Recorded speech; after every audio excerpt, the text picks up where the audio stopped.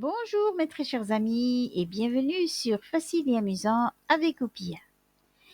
Eh bien, je vous remercie comme d'habitude pour vos partages, vos likes et pour vos abonnements. Et si vous le voulez bien, vous pouvez encore partager davantage avec les amis qui souhaitent apprendre tout en améliorant leur français. Je vous remercie d'avance et infiniment pour votre soutien. Eh bien, mes très chers amis, aujourd'hui, c'est une vidéo qui parle des formules de politesse pour une lettre. D'accord? Formule de politesse simple. À vous de choisir votre style préféré parmi toutes ces formules de politesse qui expriment soit des salutations, soit des sentiments ou considérations. Pour un ton plus solennel, on peut opter pour salutation distinguée ou sincère salutation.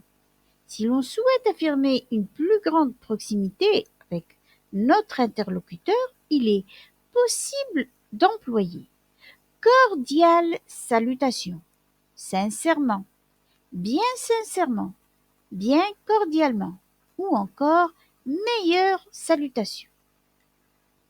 Ces expressions assurent quant à elles au destinataire votre volonté de poursuivre les échanges ou la collaboration. Au plaisir de vous revoir et au plaisir de collaborer. Il est également possible de terminer votre courrier par une formule de politesse de type souhait. Cela permet d'apporter une touche de bienveillance en toute détente. Bonne matinée, belle journée, bon week-end. Pour conclure votre lettre de motivation, les formules qui permettent de solliciter un entretien et souligner votre motivation sont: je reste à votre disposition pour convenir d'un rendez-vous afin de vous prouver ma motivation lors d'un entretien. Ou encore, si mon profil vous intéresse, je vous saurai gré d'accepter de me recevoir lors d'un entretien. Ou je vous prie d'agréer, madame, monsieur, mes respectueuses salutations. Ou encore, dans l'attente de votre réponse, je vous prie d'agréer, madame, monsieur, mes sincères salutations. Ou dans l'attente d'une réponse de votre part, je vous prie, monsieur, madame, de bien vouloir recevoir mes plus respectueuses salutations. Vous allez voir si vous vous adressez à un monsieur ou madame. Je serai heureux que ma candidature ait su vous convaincre et me permettre de vous rencontrer lors d'un entretien à votre convenance. Dans cette perspective, je vous saurai gré, monsieur, madame, d'accepter mes respectueuses salutations.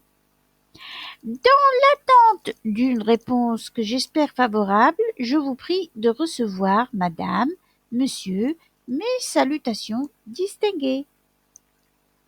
Je reste disponible pour un éventuel entretien si tel est votre souhait.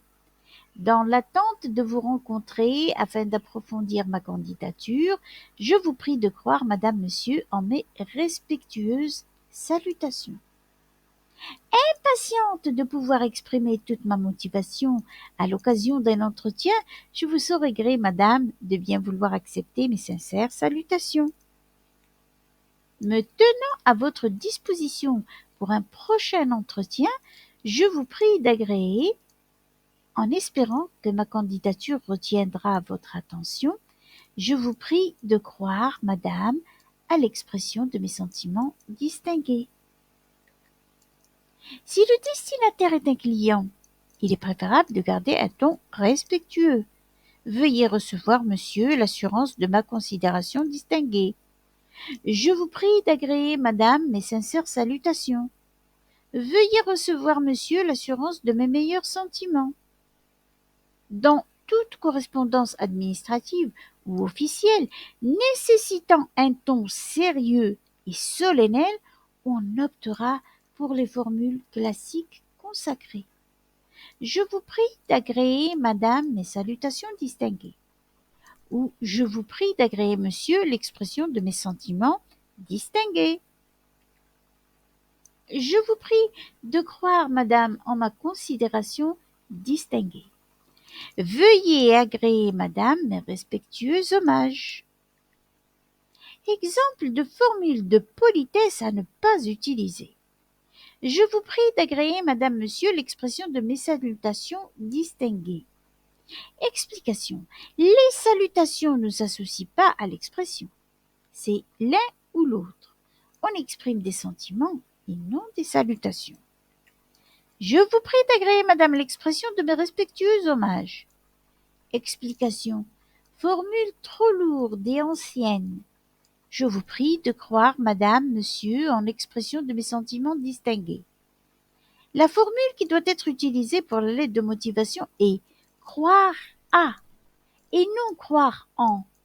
Parce que croire en Dieu, en la justice, oui, mais croire en autre chose, ben non. Alors c'est croire à. Je reste à votre entière disposition pour un éventuel entretien, en espérant que ma candidature retiendra votre attention. Cordialement. Cette phrase est à éviter car elle vous place en situation d'infériorité et n'est pas assez positive et dynamique. Alors attention, ne l'utilisez pas. Sur ce, mes très chers amis, je vous dis à la prochaine. Portez-vous bien.